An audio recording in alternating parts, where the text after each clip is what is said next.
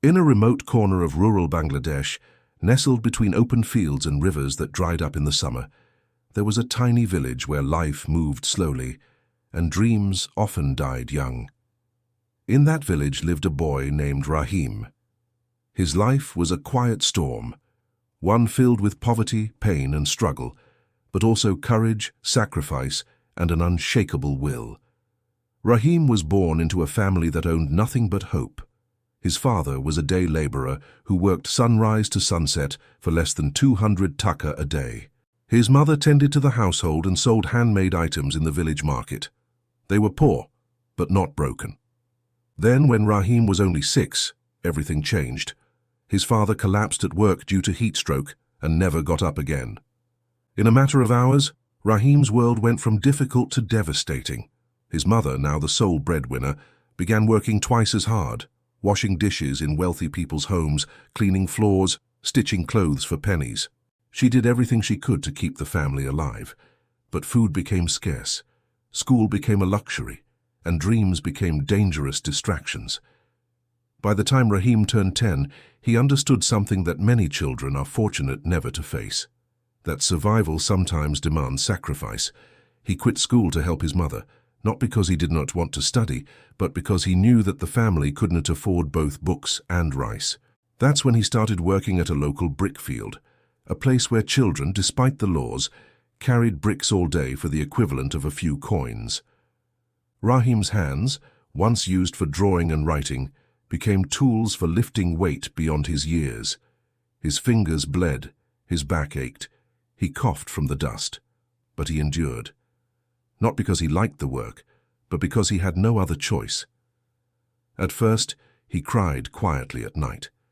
Then, he stopped crying, not because it stopped hurting, but because pain had become routine. Every day he walked past a government primary school. He'd slow down just enough to peek through the rusted window bars and watch the students, clean uniforms, neat hairstyles, books stacked on wooden desks. It felt like a different universe, a place where dreams were allowed to grow, where children were told, "You can be anything." Rahim, on the other hand, had been told, "You must be strong." But deep inside, a tiny flame burned, a secret desire to be more than just a laborer. Then, one day, a moment changed his life forever. It was a stormy afternoon in July. The skies had opened up, and rain poured like the earth was weeping. Rahim was soaked, walking barefoot, delivering bricks near that same school. He stopped for shelter under a banyan tree near the school gate. As he waited, he couldn't help but gaze through the window again. Inside, the teacher was explaining something on the blackboard, a math equation. Rahim couldn't read it, but he wished he could. That's when the teacher, Mr. Kabir, saw him. He stepped outside, holding an umbrella. "Boy, what's your name?" he asked. "Rahim," the boy replied softly. "Why aren't you in school?" "I work," Rahim said, lowering his eyes. "My family needs food." Mr. Kabir paused. He didn't ask more questions. Instead, he simply said, "Do you want to learn?" Rahim hesitated, unsure if it was a trick question, but he nodded. "Yes, sir, I do." The teacher reached into his bag and pulled out an old English alphabet book, worn with missing pages. "Take this," he said. "Read one page every day. Come to me after school hours. I'll teach you what I can." Rahim held the book like it was treasure. That night, after a 12-hour shift carrying bricks, Rahim sat under the dim glow of a kerosene lamp. He opened the book and stared at the letters. They made no sense. His eyes burned from the dust, his body screamed for sleep. But his soul whispered, "Try." And he did. Every night after work he read a little. Sometimes he didn't understand anything. Sometimes he fell asleep with the book in his lap. But he kept going. Every week he visited Mr. Kabir. Slowly, painfully, beautifully, he began to learn. The journey wasn't smooth. He was mocked by his fellow laborers. "You think you'll become a babu by reading ABCD?" They laughed. Shopkeepers ridiculed him. His own relatives told him to stop wasting time. But Rahim wasn't trying to prove anything to anyone.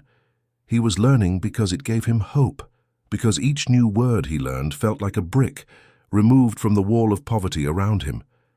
Years passed. Rahim got better at reading and writing. With Mr. Kabir's help, he got admitted into an evening school. He worked during the day, studied at night. He failed his first test. Then he failed the second, but he didn't give up.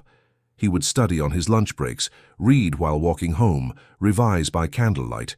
His books were second-hand. His uniform was stitched from old clothes. But his will was first class. Then, at age 17, Rahim passed his SSC exam. For his family, it was a miracle. For the village, it was a surprise. For Rahim, it was a sign. He was capable of more.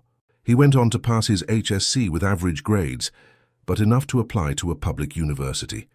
Against all odds, he got in, not just into any course, but into civil engineering. The boy who once carried bricks was now studying how to design buildings. University life was tough. He didn't have a laptop. He couldn't afford private coaching. Sometimes he missed meals to buy notebooks, but he pushed forward. His old habits of discipline, built in the brick field, became his strength. He would study late into the night, work part-time and help his juniors. He wasn't just a student, he was a symbol of survival. 4 years later, Rahim graduated. At the convocation, as he walked across the stage in his gown, the audience clapped. But no one clapped louder than an old man sitting in the front row, Mr. Kabir, the teacher who gave him his first book. After graduation, Rahim didn't rush abroad for a job like many others.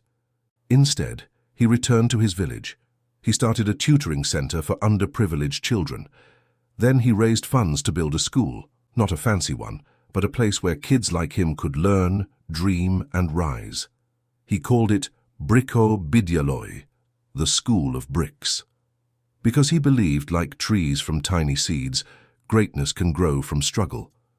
Rahim's story is not just about escaping poverty. It's about transforming it. It's about proving that your background is not your boundary. That no matter how heavy your burdens are, you can still rise above them. He now gives motivational talks across the country, reminding young people that life doesn't give you success. You have to build it, one brick at a time. Final thoughts for the audience.